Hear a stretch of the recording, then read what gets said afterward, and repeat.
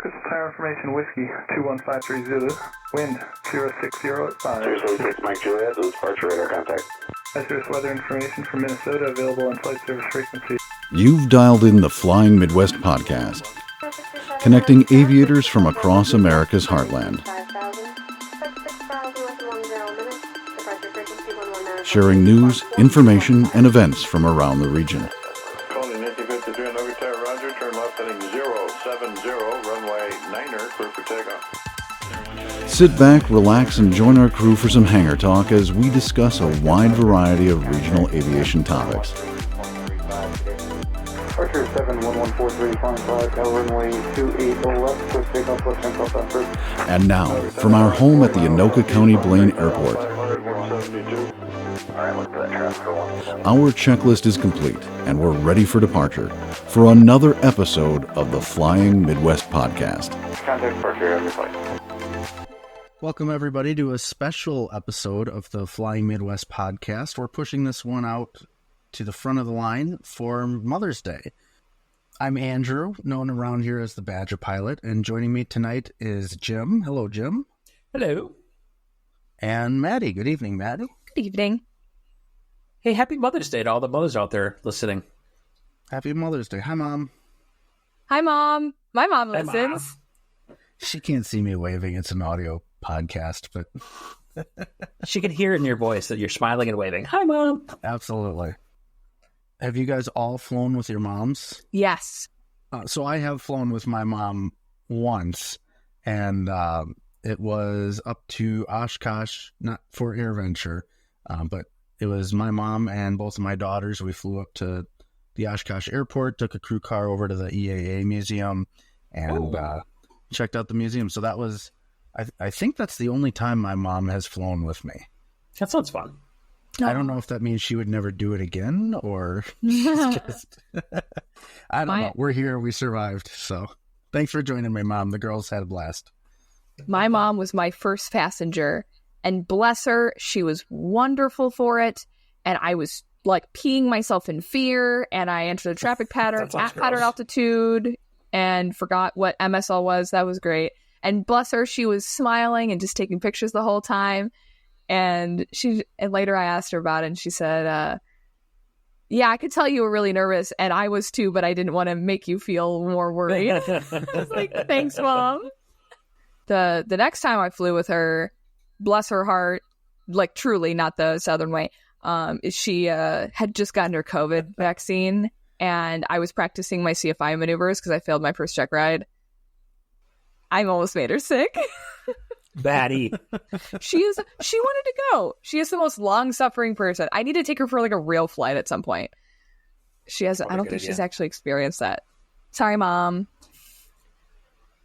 I have not flown with my mom, but I think that's more out of a space of a lot of my flying is kind of, for lack of better terms, mission oriented. Like I'm always on some sort of specific path, whether it be working on instrument or commercial or this or that, or flying back and forth from my in-laws to bring my son down there, or other types of mission focused type things. So opportunity just hasn't come up yet. So, well, because this is a bonus episode, we're going to skip news and events and get right into the interview.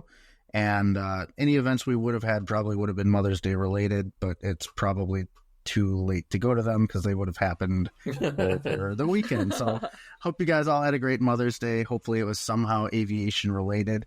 And speaking of celebrating Mother's Day and aviation related, we have two special guests, a mother-daughter pilot combo with us today. Jim, do you want to tell us who we have? Today we have on Carrie and Adie Smith, who are native Minnesotans, but they are now in Texas, so they still count. Carrie has been an airline pilot for many, many years, and her daughter has now graduated from high school and is on her way to doing the same thing. So we're excited to have them on. Without further ado, should I say that? Sure. Go for it. All right. I don't want to. I'm trying to think of a different wording because I don't want to say without further ado. We need to come up with like some sort of stupid transition pun, like. Let's get ready for departure into this episode. Let's get ready to rumble. Sorry. I was going to say, We're ready for pushback, but that's already... Nope, that is already a podcast. No. Well, we're clear for departure on this interview. Let's jump in with Carrie and Adie. That was stupid. No, it was cute. We'll leave it. I thought it was fine, but I know if I would have said it, I would have thought it was stupid. Okay. It stays. Carrie and Adie, thanks so much for joining us on this episode of the Flying Midwest Podcast. Really happy to have you here. Thank you. We're super happy to be here. Yeah, thanks for having us. Yeah, absolutely. Finally. So we're going to start this off by saying, first of all, Happy Mother's Day. We'll get more into the story of you two and kind of Adie wanted to follow in Mom's footsteps. But before we do that, we're going to jump into our Fast 5 questions, which is just a series of 5 questions. You guys can both answer this. I'll kind of ask you one at a time, though. Carrie, we'll start with you. Favorite aircraft? Oh, 757. 100%. I flew the 75 and 76 for probably 17 years of my time at my airline. And yeah, it's just a wonderful, fully capable airplane. Goes into high altitude. It's just a great, if I could pick my own airplane, I would buy one of those. I couldn't afford to fuel it, but I would love it. It's just a fantastic, well-made, good airplane. Everybody that flies it likes it. Adie, what's your favorite? Well, planes that I have flown, which is very few, would have to be Piper Archers, just because I've been flying those. I prefer low wing over the Cessnas, which are obviously like the typical trainer planes. But also just fun to look at are like King Airs or anything from Top Gun is also a win. So there we go. All right, Carrie, favorite Midwestern airport? Well, favorite Midwestern airport? Man, I would have said Meigs Field in Chicago, because that was always fun to land in, but they closed that one. Yeah. That was that was my favorite, as far as really fun ones to go into. Otherwise, Midwest, anything up north. There was a great one up on the Canadian border we used to always do. I want to say, I'm not be able to think of the name, but they would give you a can of jelly when you landed there, as long as you bought fuel. I went to school at North Dakota, and they would give you a can of this really good raspberry jelly. I think that's one of the most Midwestern things I've ever heard. Oh, Yeah, for sure. Adie, do you have any favorite Midwest airports? Mom, you want to name one? I'll roll with it. She's learning to fly in Texas, so she hasn't quite gotten to the... I've flown at St. Cloud. There you go. St. Cloud Airport.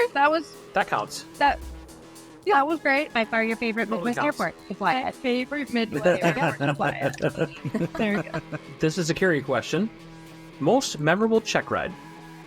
Oh, probably when I was a new hire, I had to become a flight engineer, because when I got hired, that was I was the youngest person in my class, therefore the most junior person in my class, therefore I became a 727 flight engineer, which I thought it was cool because my grandpa was a pilot for Northwest and he flew the 727. So that's the only aircraft I flew that he flew, except for a Piper Cub. I also flew a Piper Cub. But so the experience of getting that was the hardest training I ever went through, as far as, I could have assembled the 727 if you put all the parts in my hotel room at the point at which we took the test. It was very rigorous training, and so it felt very accomplished, and it was my first major airline job, so it felt really good. Wow. Now, I don't want to presume anything, Adie, but how far along are you in your journey here? I am currently working on my instrument. I should be taking my instrument check ride by the end of this month. So your favorite check ride is the private pilot check ride then, right? It's my favorite, but also was probably my least favorite for other reasons. So Well, that feels like there's a story. there is a bit of a story along with it. We will ask about that later.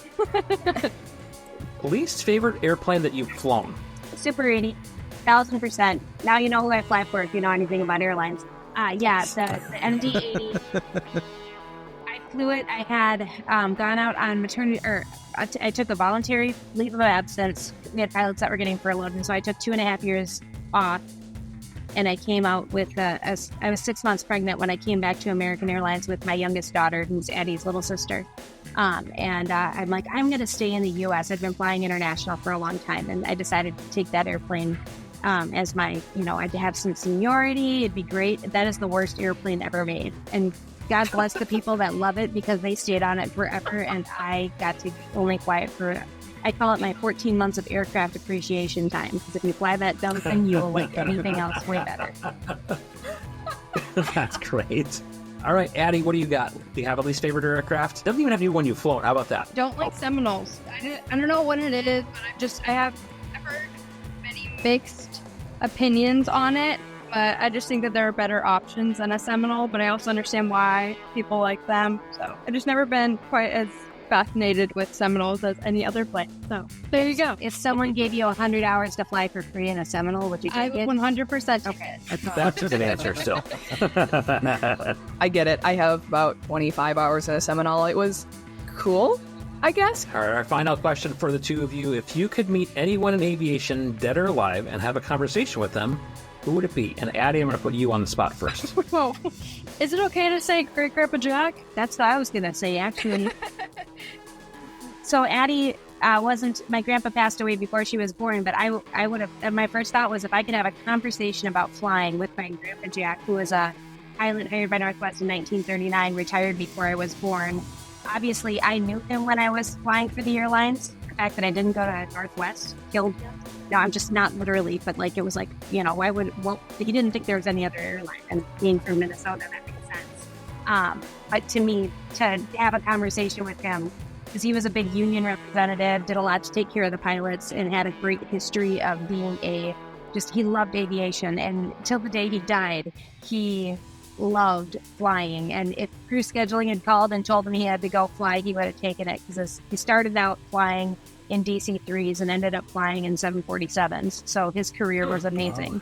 So just to hear, because I talked to him when he was older about that stuff a little bit, but I didn't really get it. And I look forward to heaven, because I think there's a conversation with Grandpa Jack or Great Grandpa Jack waiting for us. Mm-hmm. There you go. It's a great answer. Mm-hmm.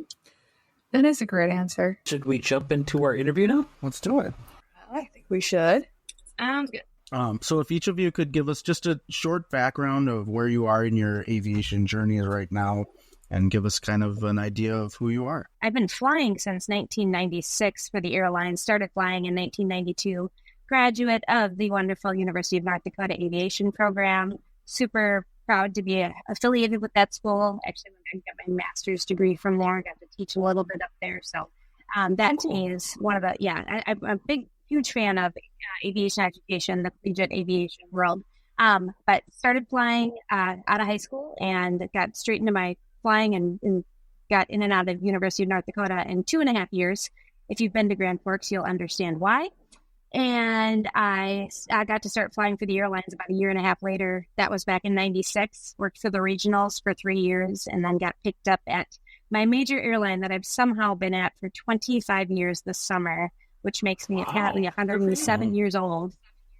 I turned 50, so I feel really good about the fact that I've been there 25 years, and I turned 50 after that 25-year anniversary. So I've been doing this for over half my life by a long shot now. So, and I'm currently a captain. I fly domestic and international on the Airbus 320. We fly 319s, 320s, and 321s. And then the other thing I really get to be involved in, which I very much enjoy, is our union. I'm a representative of our union, both helping out our pilots through a program that I got to start back in 2010, which works with our new hire our pilots and a lot of our other pilots. And then I'm also currently helping with our jump seat committee, which is one of those things that's near and dear to every pilot's heart, the ability to move around the world on every airline using jump seat privileges. And we have the opportunity to do that and help support our pilots in that, which is lots of days very complicated, but it's a real honor to have the opportunity to help pilots in that way. What about you, Adie? So this last August, I had decided to pursue my career in aviation. I mean, growing up around aviation and having a family history of it, but also seeing my mom fly and stuff, instantly I was kind of like dragged into being the one to do it. And I fell in love with it. I went and I did an introductory flight a couple years ago, and now I finished my private this last March. I have been working on my instrument. Looks like I'll be done with it by the end of this month. And then, of course, commercial hour building and just slowly piecing everything together, just pushing through. the chaos of getting to where my mom's at. That's awesome. So, Carrie, what drove you to become a pilot in the first place? I pretty much revealed my Grandpa Jack story, and I would say that what drove me to be a pilot was I was very interested. I'll give you guys the cheesiest story in the history of aviation ever. Our first field trip when we were in kindergarten was we went to the airport, and I started kindergarten when I was 4 years old, and like my mom says I was 4 at the time. I thought I was 5. But anyhow, went to the airport, and my grandpa got us permission to go climb around on a 747. And so he was there, and I got to sit in the captain's seat, and I think I had his hat on. And I looked at my grandpa and I said, "Do you know what all these buttons do, Grandpa?" And he said, "Yes." And I said, "I could do that." And I never changed my mind about what I want to do. And if you check with people that went to kindergarten and graduated from high school with me, they will tell you that that is true, and they were there. And it's just like the cheesiest aviation story ever. Those are the best kind, though. Oh, but that's so Well, but the additional part is my mom has a private pilot's license, as does my dad. And she considered pursuing this, and she had, she was 30 and had 4 kids, and the idea of being a female pilot in that day and age, she thought about it, and she certainly could have done it, but she chose to ended up in the travel business, and she loves travel and inspired us by traveling all over. We got to go lots of great places, but she sort of gave this up as a mom, but she empowered me to go and get it. And so that, to me, it was, and I still remember days where I'm like, why am I even trying? This is so hard. And then realizing that, I had the support, and so I kept going. But my mom, some days I would get mad at her. I'm like, I could have been a lawyer. I could have done something else. I don't know why I thought that would be more fun. I think this is pretty dang fun. But on the days where it's hard, I have the encouragement of my mom. But every once in a while, I would look at her and think it was sometimes, did you make me do this? So, Carrie, could you elaborate a little more on your journey through your ratings and all the different jobs that it took until you got to your current job at the airlines? For sure. Yeah. The beginning of my story was very frustrating. After being able to go to UND and graduate really quick, I came home after graduation, and not only were there no jobs flight instructing, there were no jobs. Like, airlines weren't hiring. No one was hiring. It was 1994, beginning of 95 is when I was really starting to look for a job, and I could find nothing. And so I went and I worked at my mom's travel agency, and I was just like, I think I maybe flew 100 hours that whole year. And I got a job dispatching at Thunderbird Aviation at Flying Cloud Airport. Oh, no way. Yeah. And I'm like, yes, all my college dreams come true. But I mean, there were really nice people there. I met some of my favorite pilots I've ever known came out of that experience there. So there was a lot of good. But at the time, I just wanted to, fly and to be an instructor and to, get to the next, really my goal was airline. And part of that came from the fact that my grandpa was airline, and I learned early on to get the seniority number ASAP. So I understood that from a young age. So I was pretty focused on getting the flight instructing job, and I couldn't find one for a year. And then the beginning of 1996, I got like the world's crappiest, best flight instructing job at a place in southern Minnesota out of Faribault, Owatonna, and Albert Lee airports. And that gave us an opportunity to, gave me an opportunity to fly my buns off. And I literally did. Met one of my best friends in the whole world down there flying together. She had an Aztec and 172 Whitney, and we flew together. It was super fun. Some of the most fun I've ever had flying, but then also flew some crappy airplanes and some strange, interesting student stories I've shared with Adie about people you might have to fly with to get an hour. All the things you do along the way to become a pilot, and it was an interesting environment. It was, safe, but it was also not, I came from UND, which was so incredibly structured, and I was working out of places where it was less structured, is a nice way to put it. And then I got hired by a regional airline, middle of 96. So all of a sudden I went from not being able to get hired to having, I want to say 400 hours of multi, but it might have been more than that. I flew a bunch of multi-engine at that job that I finally got. And then I got hired by Continental Express, and I got my choice between Cleveland, Newark, or Houston, which my dad always described those as the armpits of America. Sorry if I've offended anyone. And You're not offending anyone with Newark. Oh, yeah, totally. And so then I went and flew the Beech 1900. It was a, great airplane for refining your skills. Bad airplane because it had no autopilot, no bathroom, no flight attendant. I had to be the flight attendant. It was like, and you brief these people and you're 21 years old looking at these people. I used to fly New York to Dulles. So LaGuardia to Dulles with these people. They'd get on with their leather briefcase, their New York Times, and they would look at me and go, "Oh my God." I'm like, "Yep, that's me. I'm your pilot. Get on, sit down, and do seat." And I had to brief. It was just like, I did that for 2 years because you had to be 23 to upgrade for captain, and I couldn't upgrade for 2 years there. And then I got to fly ATR as a captain, and then the Embraer. We were the launch customer, the 145, back in 1998. Wow. And so I started flying that right before I left and got to go to my current job. So the beginning part, I think my key for my kid, watching her take this on, is to be prepared, because there was a lot of times where I was frustrated. I felt like I was running full force into a brick wall and not unable to get anywhere when I couldn't get a flight instructing job and I couldn't get to go to captain, and I had obstacles in my way.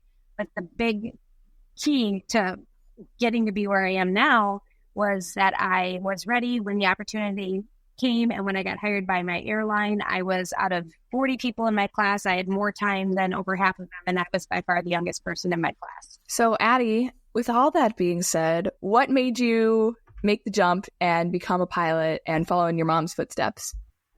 It's kind of funny because I always had this idea of this is what I wanted to do. It was something that I've always thought of, where I was like, yes, this is what I want to do. But I never I didn't have that moment where I was like, yes, this is exactly what I want to do, until I did my first introductory flight. And my dad had taken me to it. This was at the St. Cloud Airport for that 30 minutes of flight I got there. And he had told me, he's like, if you're going to do this, if you're going to start this whole process, you have to go on this flight and you have to tell me that this is what you want to do. And I was like, okay. And I kind of went into it. I was like, oh yeah, I already know. This is what I want to do. But I got to know, as I was up there, I was like, this is what I want to do. There was just that clicking moment where being up there, doing something that not everybody gets to do. And it's not a career that everybody chooses, but being like, yes, this is for me. And it just made it even better having grown up around it, having people like my mom and everybody to support me, because everybody's been there to help me out with everything going on. So, Adie, do you have any plans to go to the airlines? Definitely. That has been my goal this entire time. That's where I want to end up. Do you have plans on working at the same airline as your mom, or are you going to do the angsty teen rival airline? Or Well, as I've been told this entire time since starting flying, I will fly wherever they will let me fly within some reason. And I would love to be able to fly the same airline as my mom. My biggest dream is being able to do my mom's last flight with her. That has been one of my driving things. So I don't know. I think it would be really cool to get to do that with her. Oh, absolutely. Well, that'd be a great story to tell. And when that happens, we'll bring you both back. Okay. Sounds good. Oh, yeah. I'm going to start this question for you, Carrie. For you, what has been your biggest challenge in becoming and then working professionally as a pilot? I know that you've got a lot of experience to pull from, so just curious what those challenges have been for you. So I would say that overall, the biggest challenge as a pilot, I never looked to be a female airline pilot. I always wanted to be an airline pilot. And so I really don't feel like I've faced a lot of the, adversity on that. I feel like the women that were becoming pilots 10 years in front of me, they really did knock down some walls and created a path that's made it overall fairly decent. So I would not say that, I can say that, I have not faced adversity because of that. That doesn't mean that there hasn't been a little thing here, a little thing there. There's a lot of women that share a different story about that, but that truly has not been my experience. The hardest thing for me was trying to figure out how to balance it all. And Adie will tell you, as a mom, I'm an achiever and probably an overachiever by nature. I like to accomplish things. I've already said that. And like I said, it's a blessing and a curse. So it was hard for me to step back and figure out how to be a mom and a wife and, all of the different things that you have to be as a pilot, and really figure out how to find that balance. And so I would say that that's been my biggest challenge. And I feel like, it's kind of like the standard mom thing. We never feel like, we did enough or we got it right. I just had a picture pop up on my Facebook from when Adie was, it was from, I think 12 years ago, it said, and it was Adie and then two of my other kids all in a play. And it was just the really sweet days when they were young and doing things at church, being in a play. And, I made costumes and stuff like that. You kind of try to fill all the things that you thought a mom would be.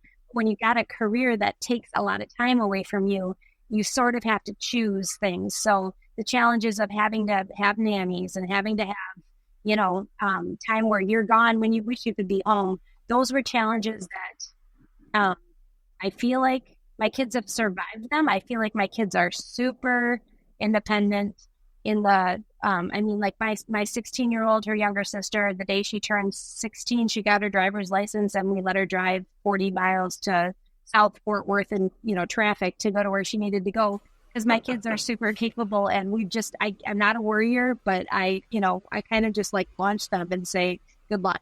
And so maybe they're stronger because of it, but I also feel, that natural mom guilt of, could I have been a little bit less focused on my career and more focused on my kids? I think that balance, you continue to try to strike it throughout your career. And I feel very blessed to have had the opportunity to be a mom and a pilot, but I do feel like that's where my challenges have been. Can I say something like after that part really quick? Yes, you absolutely should. Of course. Please do. But the thing is, you saying like sometimes I wish that maybe I should have done things differently. I wouldn't have really chosen this career though if I had seen you do things differently, because a lot of what you've done and how much passion you put into it has also helped me grow with my passion for flying, if that makes sense. It all goes together. So it's been fun to see her like jumping into it. But I have 4 kids that are I birthed them, and then 2 other stepkids, and another kid that we have acquired over the last little bit here. And so we have all these kids, and helping them get on their path to find that passion. I do feel like that's the mom job. So if I've done okay with at least one of the kids, yay. I feel like the other ones are finding their way. Well, I think the curse of any parent is we're our own harshest critics, probably. And I mean, I personally too, of like, hey, have I done this good enough? Have I, set my kids up for success and all that stuff? So not been their biggest impediment to success. Right. Am I doing a good job? So Carrie, you mentioned like all the great accomplishments that your kids have done. And I know we're not supposed to have a favorite child, but does it ever cross your mind like one's a pilot and the rest aren't? I'm the world's biggest hug right now. I will tell all of my children that they are my favorite, and it varies from child to child, day to day. They all are Adie pointed yourself. Yeah. Hashtag Adie. Yeah, exactly. And I will say she knows what the truth is, right? I will tell that to all of them. You're my favorite. I'll just take it with a grain of salt. They all have their moments, that is for sure. Yeah. Oh, for sure. Mine too. So, Adie, I'm going to circle back to you. In your private pilot journey and now into your instrument pilot journey, what challenges have you faced? And I guess, how have you been able to, or not, depending on the case, how has mom been able to help in that process of your studies, or is it kind of like you're going to do this on your own type of thing? So where do I begin with that part of it? So, oh no. I am currently at my second flight school, and that is for reasons of my private and how that went. Went to this flight school very structured. Everything was going great. I was understanding everything, and there was definitely some difficulties and some new adjustments. It was very military style, if that makes sense. Yeah, it was meant to be an accelerated program, and I started there in August of 2023. And as I was going through this, I had been given multiple instructors and stuff, and I just couldn't find the right instructor that fit with me. Hard to explain exactly what it was, but a lot of like the personalities of instructors I was getting put with, all of them were, or a lot of them were pretty much just time builders instead of I'm here to make you a better student, which is a lot of times what happens with, I mean, in the career of aviation, everybody's 1 foot out the door, 1 foot in, 1 foot out, you know? And that's just how it goes, which I get. But there's like, to a point, you have to be able to teach the students. And I wasn't getting that. So I had finished my written. I had gone through all of my ground schooling, which was set up as a class. So it was me and about 10 to 12 other people where we were all going together. And throughout this time, I was building hours and I was getting scheduled a lot of ground time. And I got to a point where I first was offered a check ride in December. Was about to go and take it. It had gotten canceled. And that had happened it happened all the way from that first check ride until March is when I finally had a check ride. So from December all the way to March, I was sitting there waiting to take a check ride, but unable to get one because I wasn't being given one. And then there was a lot of stuff that went on with it where, not to blame the school or anything like that, but I was just kind of being told that I was not ready when I knew I was ready. And then when it did come time to take that check ride, I went into it. I was with a really great DPE, and it went by really quick. We got it done. He even said to me, he's like, "Okay, we're done." And I said, "Really? Are you sure?" And he's like, "Oh, I got 1,000 more questions I can ask you if you want." I was like, No, I'm okay. And then I ended up taking my flight about 2 weeks later after that to finish off my actual due to weather, yes, which was a problem throughout this. But then I finally got my private pilot and started getting through everything to get started on instrument, and ended up deciding to leave that former flight school and go to my new one. Are you liking that so far? It's very different, and it's there's been a lot of positivity with it, and I've been moving a lot faster than the accelerated program, which is kind of funny if you think about it, but it's been going really well, and it's really made me go back to loving flying, if that makes sense. It does. Yes. Well, I think that's a good reminder for our listeners, too, that if you're going through flight training, you are hiring that instructor, and if they're not meeting the bill, it's okay to fire them. I switched flight schools midway too, and it's okay to do that. It's your money, it's your experience. Make it what you want, and if they're not cutting it, find somebody else. Exactly, definitely. She seems to be in a really good place now, and it's been like she said about it being accelerated. It not accelerated. It's like, well, you're accelerated, and that's the whole thing. That's kind of the goal. Don't rush through it, but you should be able to move at a healthy pace, because otherwise the longer it takes, the more time it takes in order to accomplish the goal. So, Carrie, starting with you, what has been your most, like, the biggest reward, biggest accomplishment, biggest success in your flying career thus far? So a lot of it, like if I were to look from Adie's age forward, what do I want to have? I want to be able to fly the big planes. I want to be able to do go to cool places. Right now I'm flying domestic and I call it local international because I used to fly to Europe and Asia and do awesome trips like that all the time. So sometimes I like go to Cleveland for my layover. It's awesome. So I'm very cynical about that. I love traveling places even when it's for work.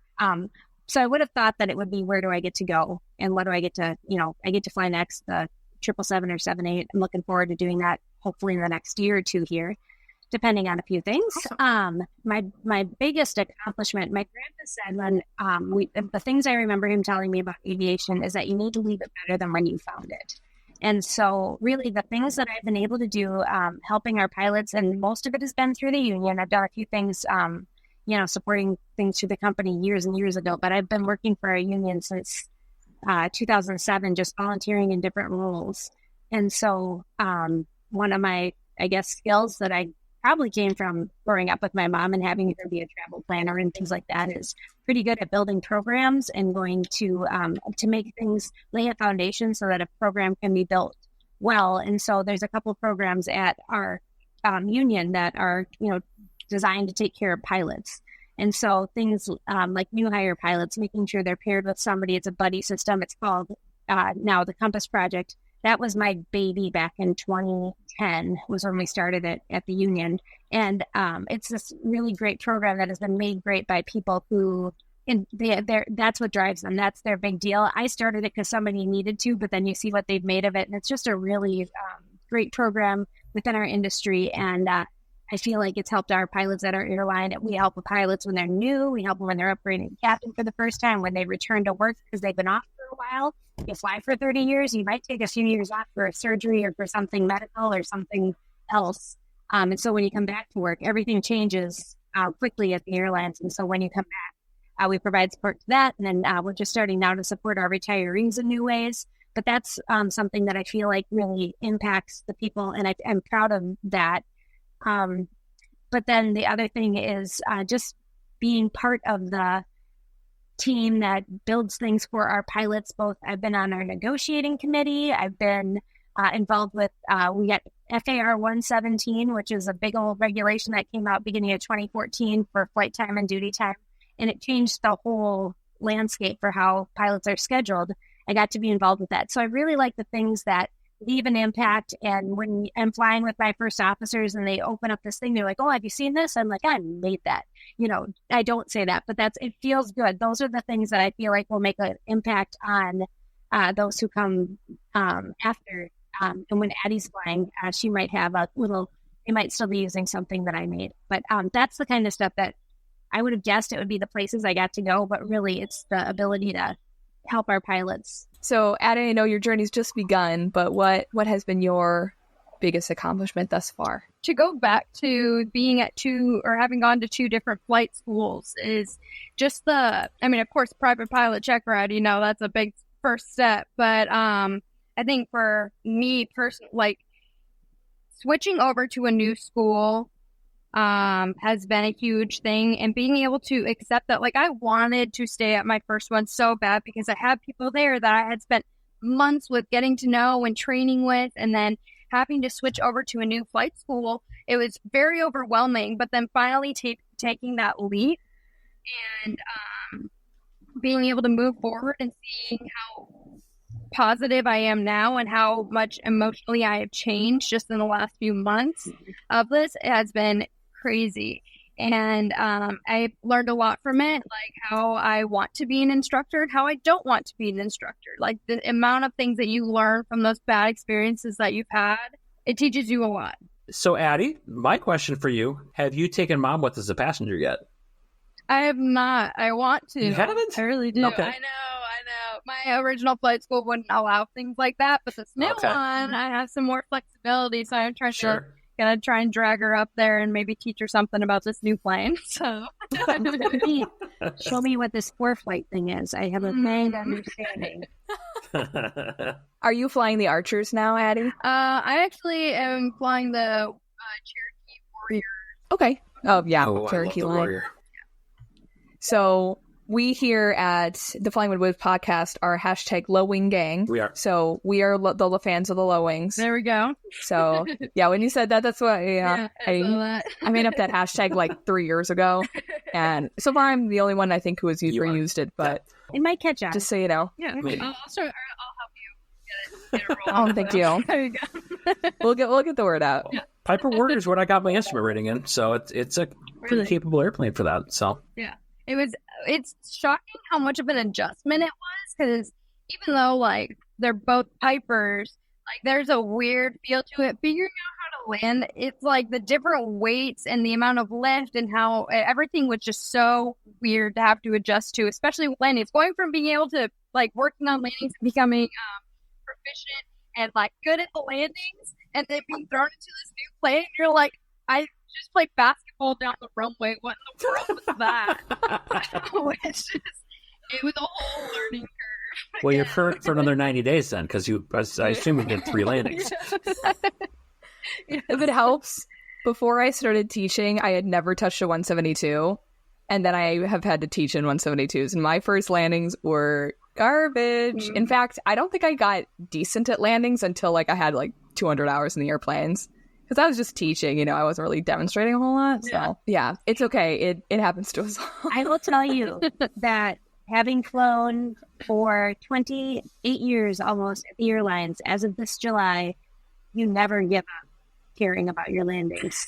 And I have this wonderful screenshot, which I will not say because it seems like a podcast for kids, and it's a picture of Kermit the Frog looking out a window, and it says, Oh, yes. do you think it's your crappy landing is still thinking about you? Because it's just haunts you. And if you ever start to get cocky, be prepared to bring one in, because that's what will happen. I just got some garbage landings in the other day, and I was mad at myself for about, I don't know, half hour afterwards. Anyway. He made sure to tell us about it, too. Isn't that funny, though? I mean, did anybody ask? No. But no, but yes. I confessed. Yeah. Yes. I'm trying to get used to flying from the right seat, and it's just so weird. So That I'm nervous about. Don't be. It'll be fine. You'll suck for like 3 hours, and it's like, oh, Okay. won't be a big deal. So Carrie, you just mentioned, you've been flying for a long time.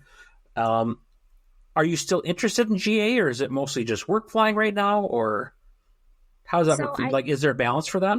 Personally, I've always been of the mindset that I'm glad I started in general aviation. My husband happens to be Air Force Academy KC-10 pilot, so he started military aviation. I'm really grateful for my general aviation start. I went when I was a professor at Mankato for a year and a half when somebody took vacation, and I decided to go help out. Somebody took sabbatical. Sorry, not vacation.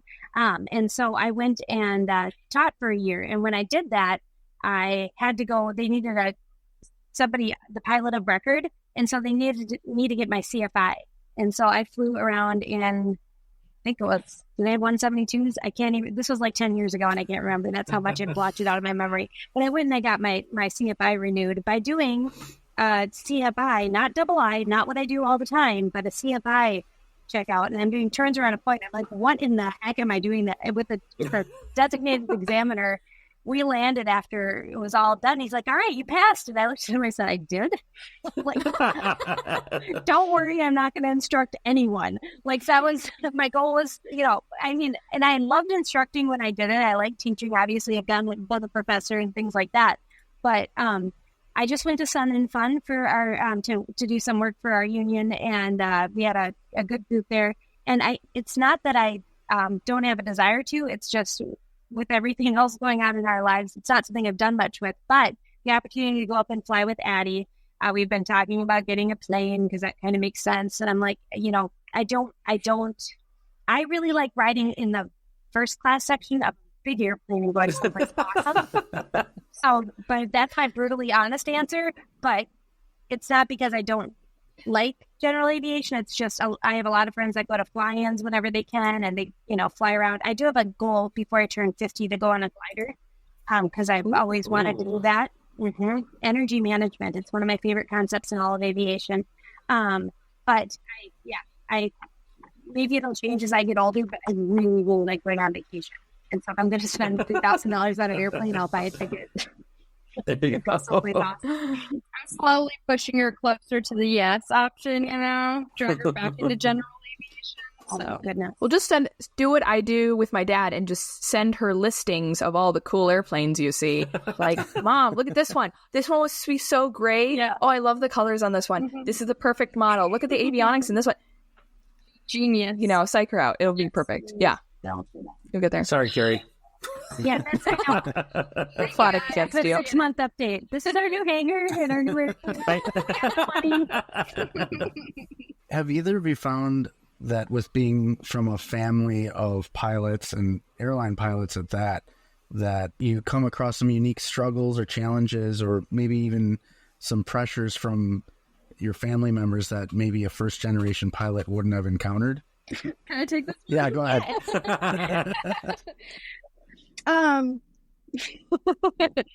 So, I mean, there's the family part of it where they're like, okay, you are born for this. This is what you're like, this is in your blood. And I don't think that you guys say that specifically, but it's the own personal pressure that you put on yourself where it's like, okay, they've done it before. I can do it now. And it's like, you sometimes psych yourself out with that.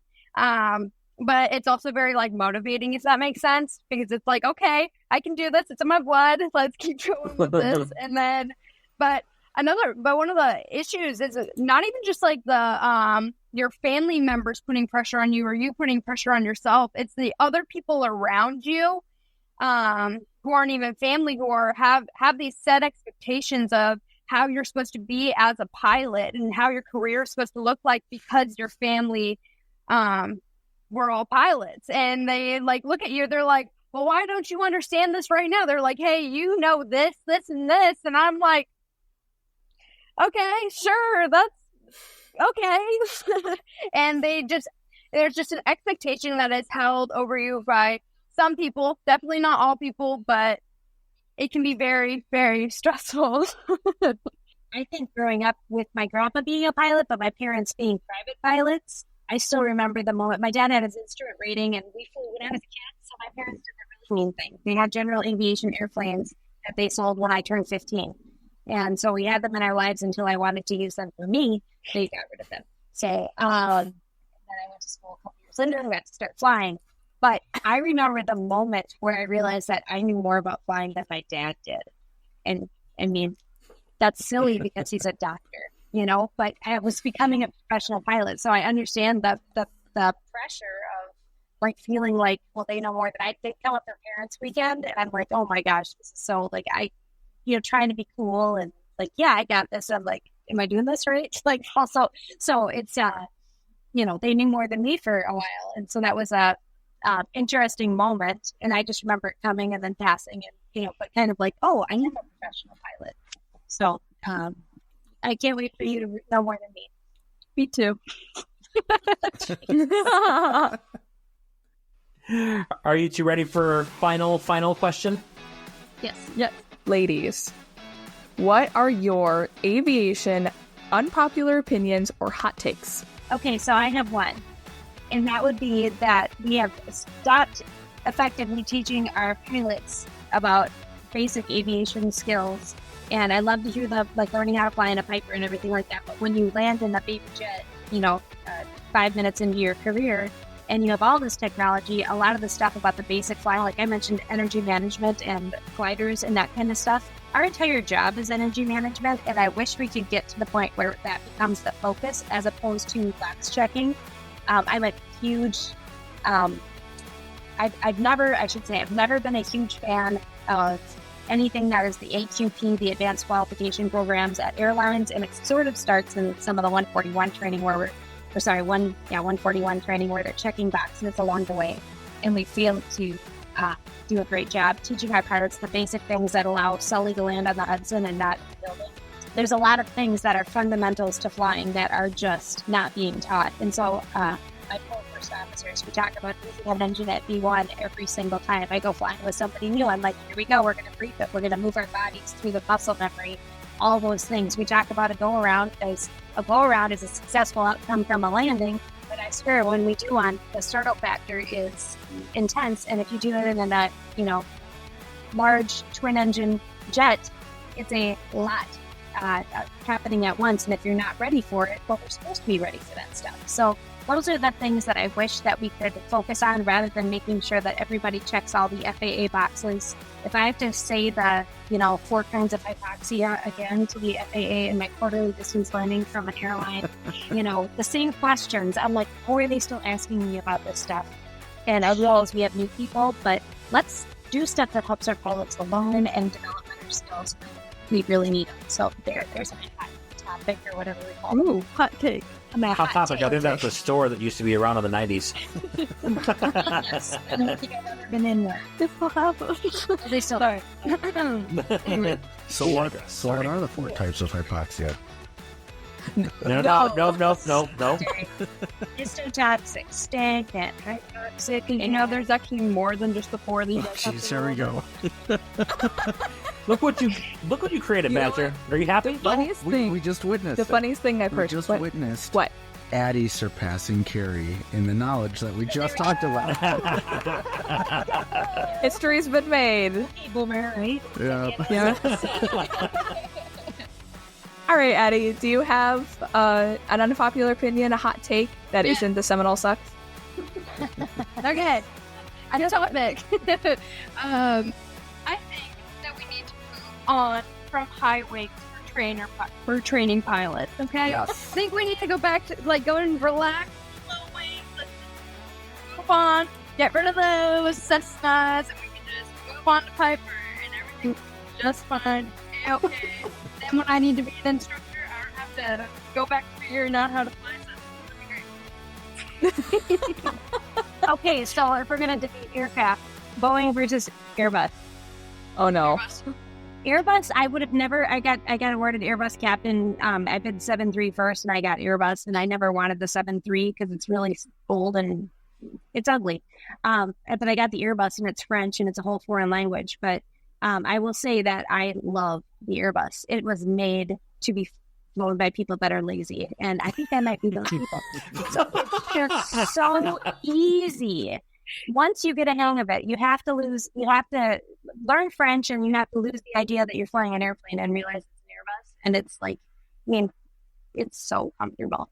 For what it's worth, I did say Airbus because she flies it, and I feel like the right answer is only whatever she would agree with. So I'm just going ahead and jumping in. I'm sorry. No, this is a contrarian podcast, so feel free to disagree. Okay. Most people who say low wings are superior are also Boeing people, I find. Well, that's just because they don't know. There you go. Guaranteed. You fly the bus, you're like, you know what, this is really nice. About the 7-8. Oh, 7, I'll fly the 7-8. I'll fly the 777 again. But I definitely am happy. If I'm flying the domestic, anything local I want on, I'd take an Airbus every day. All right. Well, thank you both so much for coming on. We really appreciate having you, and it's been a blast tonight. Yeah, we really enjoyed it. I had no idea what to expect. And I was like, what are they going to ask us? Sorry. What a great opportunity. I mean, you just never know if you're going to have a kid that wants to do this. So I'm really grateful. Yeah, no, I'm really glad we got to do this. It's been fun. Nice mother-daughter bonding. I learned some new stuff about her, so that was cool. There we go. I'm with my favorite kid. All right. Well, thank you once again. And happy Mother's Day. Attention aviators. If you're passionate about flying, you need to check out Pilot Quarters. They are a pilot-owned family business based right in the Midwest in Michigan. They are on a mission to create your next favorite flying shirt. From comfy camp shirts to stylish polo shirts, sundresses, and tees, Pilot Quarters crafts unique aviation apparel. Choose from full-color chart designs, subtle overlays, or even wild tropical pattern blends with your favorite charts. Elevate your style and aviation passion. Visit pilotquarters.com today and soar in style. Aviation friends, let me share with you an absolute game changer in eyewear. I am personally hooked on Flying Eyes optics. Their stylish designs pair seamlessly with your headset for superior comfort. I used to fly with those cheap gas station sunglasses, but since switching to Flying Eyes, I can't go back. They're sleek, durable, and way more comfortable. Trust me, your eyes deserve the upgrade. Check out our affiliate link in the show notes, and make sure you use code FlyingMidwest10 for an unbeatable 10% off your purchase at Flying Eyes. Fly with comfort, fly with style. Visit Flying Eyes Optics today. Let's talk about some of the best active noise reduction headsets on the market. Whether you're a seasoned pro or just taking flight lessons, Lightspeed Aviation headsets are engineered with you in mind every step of the way. They've created the quietest and most durable A&R headsets on the market. Their high quality and innovative technology ensures you stay comfortable, connected, and safe in the cockpit. I've personally flown with Lightspeed for over a decade, and I wouldn't dream of flying with any other headset. Elevate your flying experience with Lightspeed. Check out our affiliate link in the show notes so that you can support the podcast with your next purchase. Aviators gear up for the skies with Flying Midwest Podcast merch. Dive into our latest edition, the striking Ghost graphic designs, available in long-sleeve tees, sweatshirts, and hoodies, perfect for your winter flying adventures. Head over to flyingmidwest.com/merch today and snag some of the coolest gear in aviation.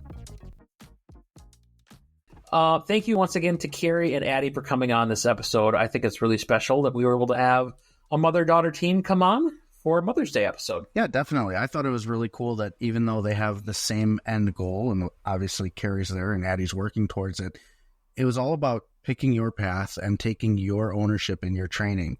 And even with the same end goal of being an airline pilot, it's all about finding the path that works for you. So kudos to Adie for taking ownership and changing her situation when it didn't work, and to Carrie for supporting Adie in that endeavor and being able to really notice that change and even suggesting it in the first place. I loved that not only is Carrie really supportive of Adie, and Adie obviously loves her mom and, wants to be like her, but seeing the independence, like she was talking about how, being a good mom and stuff like that, but also she, in the same, kind of group of sentences, talked about how independent her kids are and how, well-adjusted they are and how talented they are and their skills and everything.